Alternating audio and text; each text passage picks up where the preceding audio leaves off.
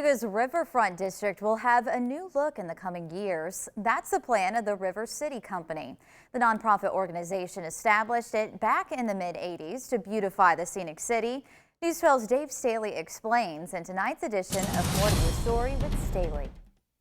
Coming together at the river to build inclusively. Emily Mack is the president and CEO of the River City Company. She has a whole lot of artists' renderings at hand. And if Mack and River City has its way, those drawings will become reality. The company laid out its new project this week.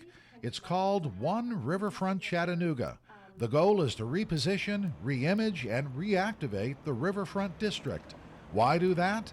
Because focus groups say it's what needs to be done. We made transformational strides to our riverfront over the course of 3 decades. However, our residents have also shared with us, it's time for that next phase. It's time for our riverfront district to evolve, not just for today and tomorrow, but for those generations that will come after us. Much of the new project, the new plan, if you will encompass this area here, the south side of the Tennessee River.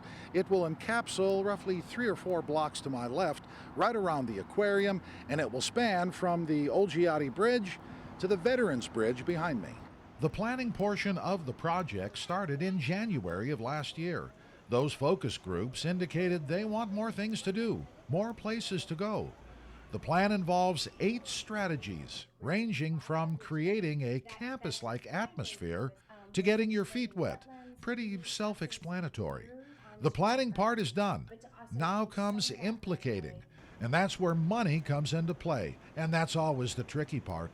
We do not have financing determined at this point. It's a little bit too early. So right now what we have are concepts and renderings. Those visual graphics can help illustrate what our community wants to see on the river. Max says the project is now heading into the design phase, and that will determine the overall cost.